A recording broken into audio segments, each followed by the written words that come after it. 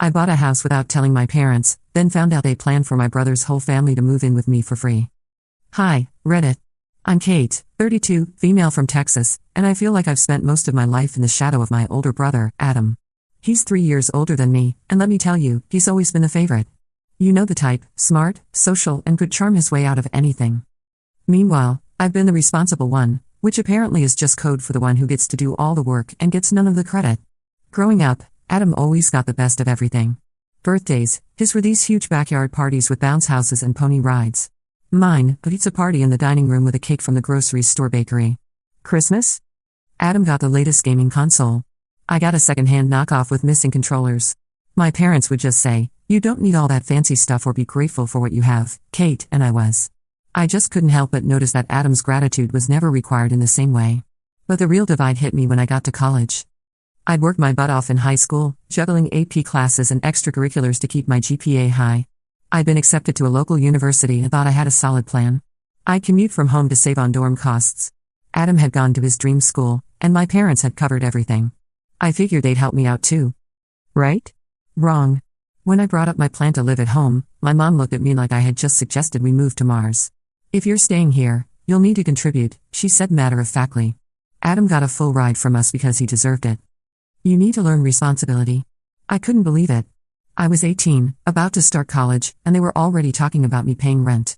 Contribute turned out to be $400 a month for rent and utilities. And, of course, I was expected to buy my own groceries. That doesn't sound like much until you're a broke college freshman working part-time at a bookstore for $9 an hour. I tried to argue. I reminded them how they'd covered everything for Adam, how he never had to worry about money in school. Mom just shrugged. We gave Adam what he needed. She said, "You're different. You're independent. You'll figure it out." So I did. I picked up as many hours as I could at the bookstore, sometimes skipping meals to make ends meet. I'd walk past the campus coffee shop every morning, envying the students who could afford lattes and pastries.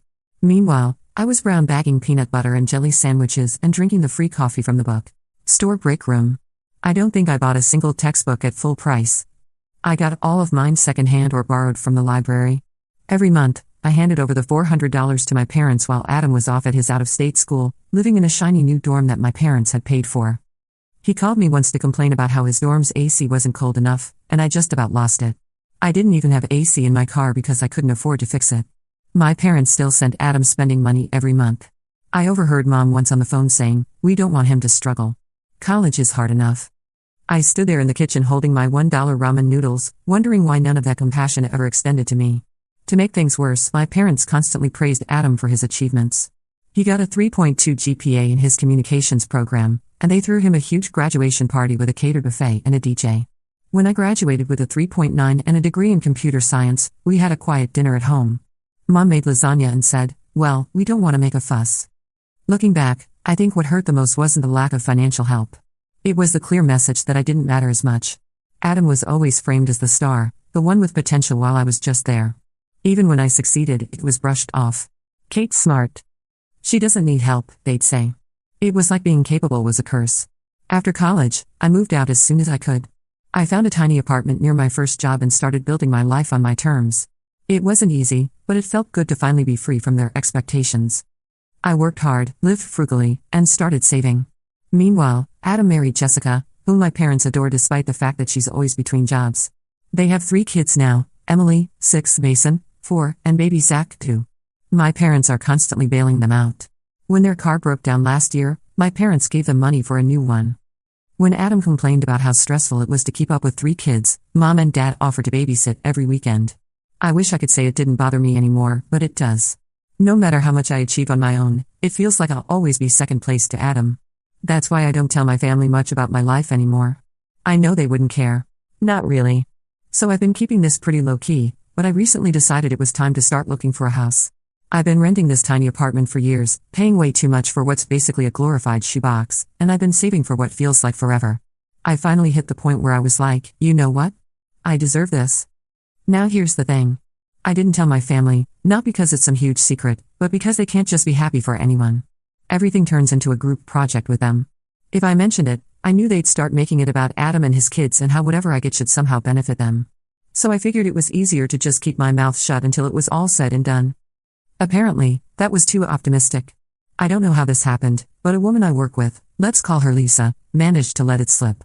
Lisa's one of those people who's always in everyone's business, and I guess she casually mentioned to someone that I was house hunting, that someone just happened to be Adam's neighbor.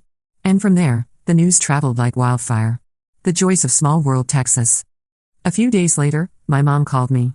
"Kate," she said, all overly cheerful. "Why didn't you tell us you're looking for a house?" I should have known better, but I played dumb. "Oh, I'm just browsing around right now. Nothing serious." "Well, Adam and I were talking, and we have some great ideas for you. You're going to need something big enough for everyone. You know, at least 4 bedrooms for the kids, of course." "What? What kids? I don't have kids." She kept going like this was the most normal thing in the world. "You'll need space for Adam's family when they visit, and for us too. Oh, and it'd be great if it was close to Adam's place." I don't know why I was surprised. Somehow, she'd already turned my potential house into the solution for their problems. I mumbled something noncommittal and got off the phone as fast as I could, hoping it was a one-time thing. But, oh dear. It wasn't. From that day on, my mom and Adam started flooding me with house listings. I'm not exaggerating when I say it was like a part-time job for them. Every day, I get at least a dozen links to these ridiculous houses, huge places with 4 or 5 bedrooms, pools, 3-car garages, the works. It was like they thought I was shopping for a reality show mansion. One day, Mom texted, "Did you see that one on Maple Street? It's a huge one. Just perfect." Another time, Adam sent me a link to a 6-bedroom house with a note that said, "This would be so suitable for us. We could finally have space to spread out." Us?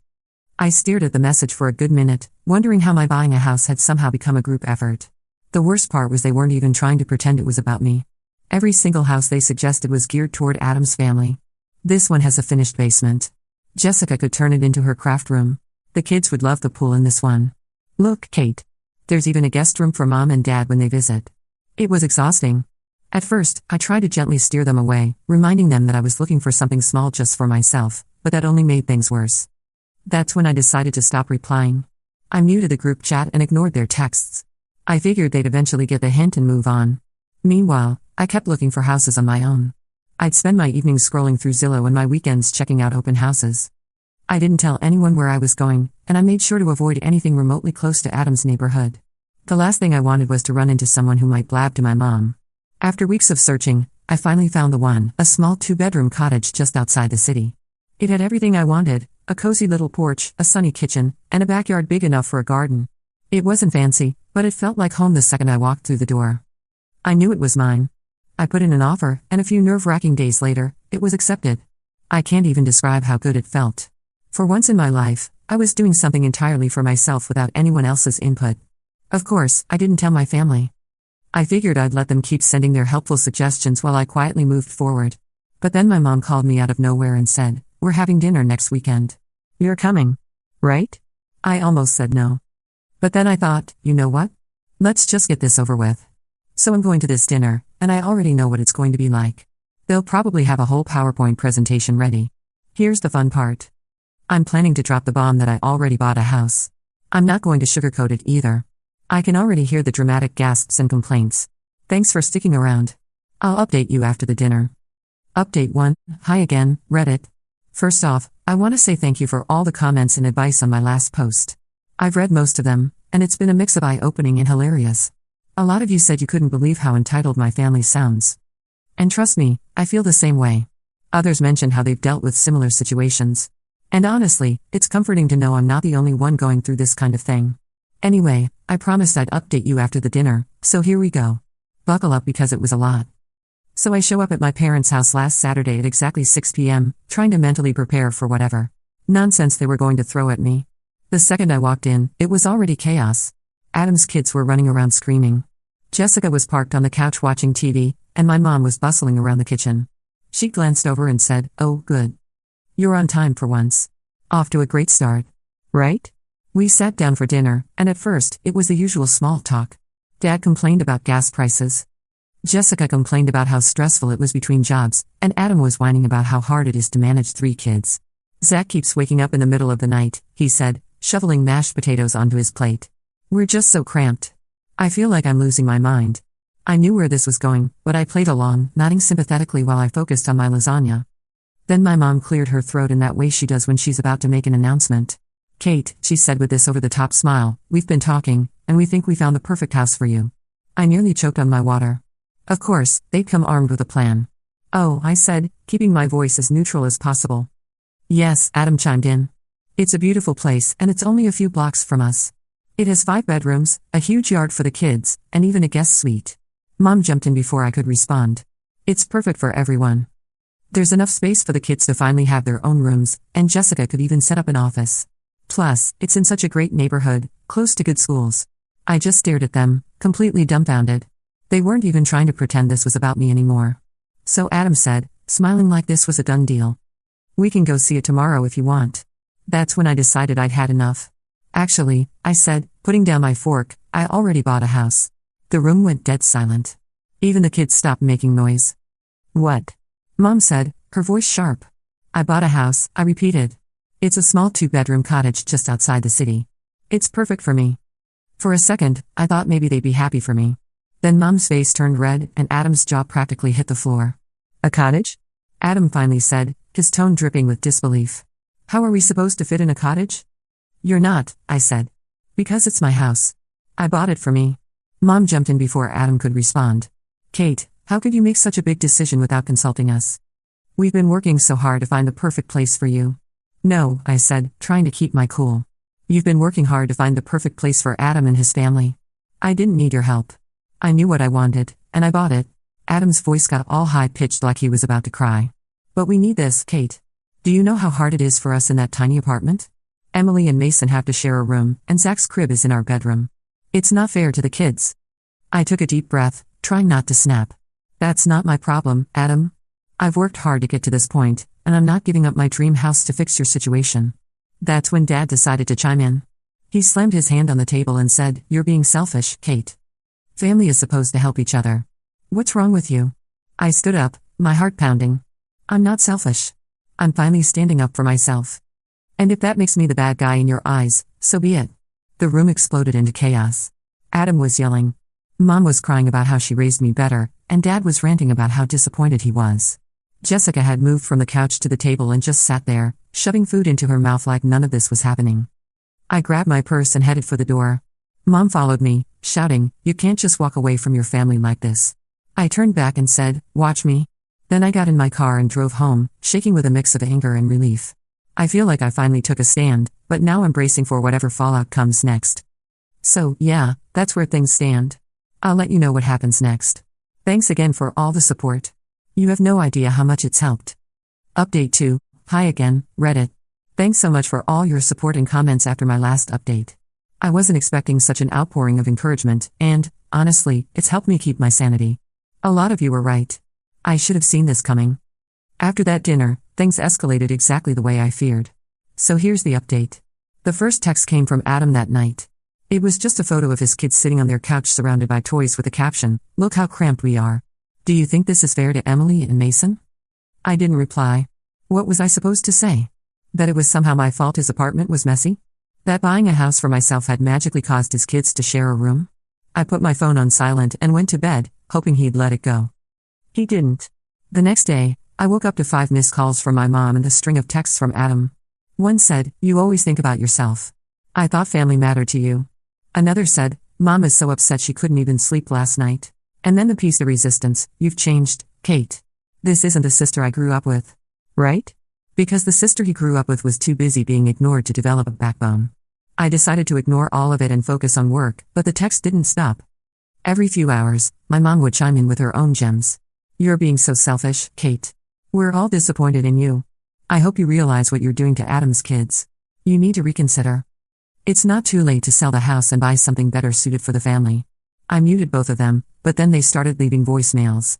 It was the same guilt-ridden nonsense, but hearing their voices made it hit harder. Mom sounded genuinely angry. Adam sounded like he was on the verge of tears. And at one point, my dad called and yelled at me for 5 straight minutes about how I was tearing the family apart. It didn't stop there. A few days later, my aunt who I hadn't spoken to in years called me. She said, I heard about what's going on with Adam. Can't you find it in your heart to help? Family comes first, Kate. I had to laugh. This was the same aunt who barely acknowledged my existence growing up, and now she wanted to lecture me about family. I told her I wasn't discussing it and hung up. Next came the Facebook posts. Adam posted a photo of his kids squeezed together on their bunk bed with a caption, All they want is a little space to grow, But I guess some people think family isn't worth helping anymore. The comments were full of sympathy from his friends who had no idea what was actually going on. Stuff like, "You're such a great dad. Whoever's letting you down doesn't deserve you, and how could anyone leave you guys in that situation?" I wanted to scream. He was making me out to be the villain, and I couldn't even defend myself without looking petty. So I stayed quiet and kept scrolling. But then my mom posted something on her own page. She shared a picture of my house. How she got it, I have no idea. With a caption, "It's so sad when someone forgets where they came from.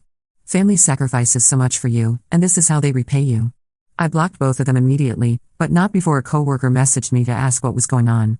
Apparently, Lisa, yes, that Lisa, had seen the post and was gossiping about it at work.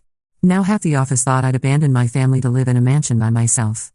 For the record, my house is just a cottage, not exactly lifestyles of the rich and famous. The stress was starting to get to me. Every time my phone buzzed, I felt a wave of anxiety. I stopped checking social media and avoided my inbox. Even when I was working, I couldn't focus because I was bracing myself for the next call or message. Things hit a new low when Adam showed up at my apartment one evening, unannounced. I opened the door to find him standing there with Zach on his hip and the other 2 kids in tow. He looked exhausted, and the kids were all crying or whining about something. "Kate," he said, his voice cracking. "We need to talk." I crossed my arms and stood in the doorway, blocking them from coming inside. "What do you want, Adam?" "Please," he said, tears in his eyes. "We don't have anywhere else to go. The landlord's raising our rent again, and we can't afford it. Just let us stay with you for a little while. The kids need stability." I felt my heart sink, but I stood firm. "Adam, I'm sorry you're struggling, but my house isn't an option. It's not big enough. And, honestly, this isn't my responsibility." He stared at me like I had just kicked his puppy. "So that's it? You're just going to let us suffer?" "I'm not letting you suffer. I've worked hard to get where I am, and I'm not going to let you guilt me into giving it all up." He muttered something under his breath, then turned and stormed off, his kids trailing behind him. I shut the door and leaned against it, feeling a mix of guilt and relief. The next morning, my mom called to tell me I was heartless for turning Adam away. She accused me of being cold and ungrateful and said I was going to regret it someday. I hung up without saying a word. And even as I'm writing this post, their texts are popping up nonstop on my phone. Mom's sending walls of guilt-ridden paragraphs and Adam's firing off photos of the kids. I even got a voicemail from Dad just now that started with, "I hope you're happy," and I didn't even bother listening to the rest. I can't take it anymore. The first thing I'm going to do tomorrow morning is change my number and only give it to trusted friends in my work. It's clear they're not going to stop until I completely cut them off. I'll deal with the social media stuff, tightening up my privacy settings and blocking anyone who might try to stir the pot, but that's for later. One thing at a time. I'll update you once I've taken care of everything. Thanks again for all your comments and support. It's really helping me get through this mess. Update 3. Hey, Reddit. I'm back with another update. So I've been reading through your comments, and, wow, y'all really didn't hold back. A lot of you were mad at me for not blocking my family sooner, and, honestly, you were right. After I changed my number, I went ahead and blocked them on everything, Facebook, Instagram, even the random relatives who might have tried to mediate. It felt so good to finally cut them off. But, of course, it didn't take long for things to get messy again. I should have known the peace wouldn't last. It all started last weekend when my mom showed up at my house unannounced. I was in the backyard trying to figure out how to plant lavender. Google makes it look so easy, but I've already killed 3 plants when I heard someone knocking on my front door. At first, I thought it was my neighbor or maybe a delivery. But when I got to the door, there she was, my mom, standing on my porch with a pie in her hands and the fakest smile I've ever seen. "Hi, Kate," she said, like she just stopped by for a casual visit, and not after weeks of me ghosting. "Hi," I said, caught totally off guard. I stood there for a second debating whether I should even let her in, but she shoved the pie toward me and said, "I thought I'd stop by and see how you're doing. I brought your favorite apple." I wasn't sure if I should laugh or cry. "My favorite is cherry, but okay, Mom." Against my better judgment, I let her in. I didn't want to make a scene. She set the pie on the counter and looked around the house like she was taking inventory. "This is lovely, Kate," she said, running her hand along the back of a chair. "You've done a great job." I didn't know what to say, so I just mumbled a quick thanks and waited for her to get to the point. She sat down at my kitchen table and sighed dramatically. I wanted to apologize.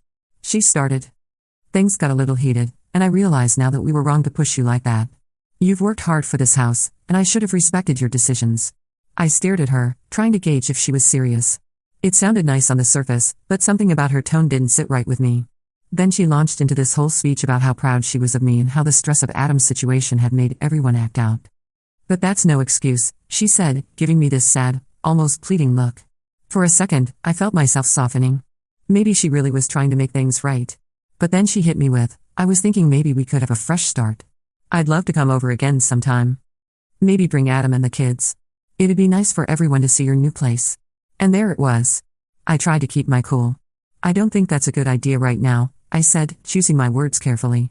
Things are still a little tense, and I'm not ready for that yet. She nodded, but I could tell she wasn't happy with my answer. Of course, I understand, she said.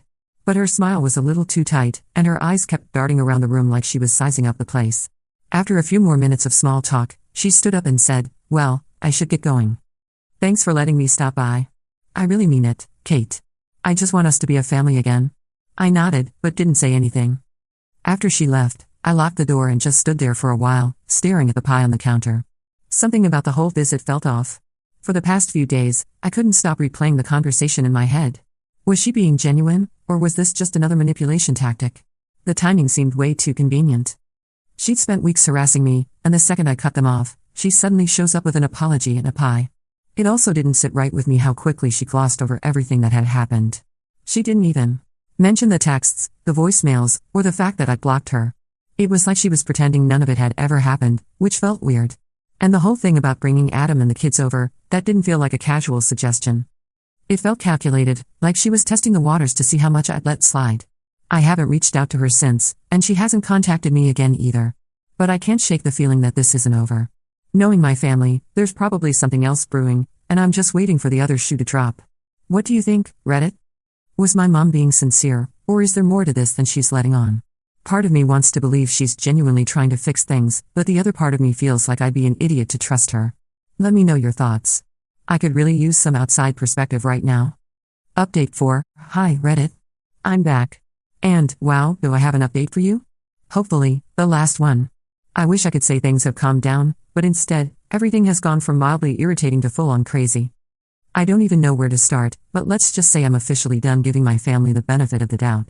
So you remember how my mom stopped by with that apology and a pie? At the time, I told you all I had a bad feeling about it. Turns out, my gut was right. Something about her visit wasn't sitting well with me, but I couldn't figure out why. She seemed way too interested in every detail of my house, from the locks on the doors to the layout of the rooms.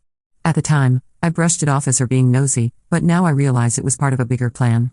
A few days after her visit, I went about my week as usual. Work was busy, so I was mostly holed up in my new home office, focused on deadlines.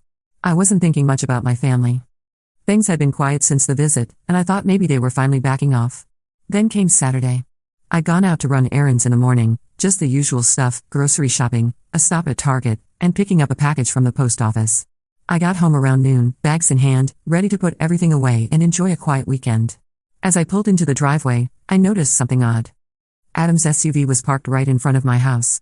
My heart immediately sank. I walked up to the door fumbling with my keys, and that's when I heard voices inside. At first, I thought maybe I'd left a window open or my TV on. But as I stepped into the entryway, the realization hit me like a brick.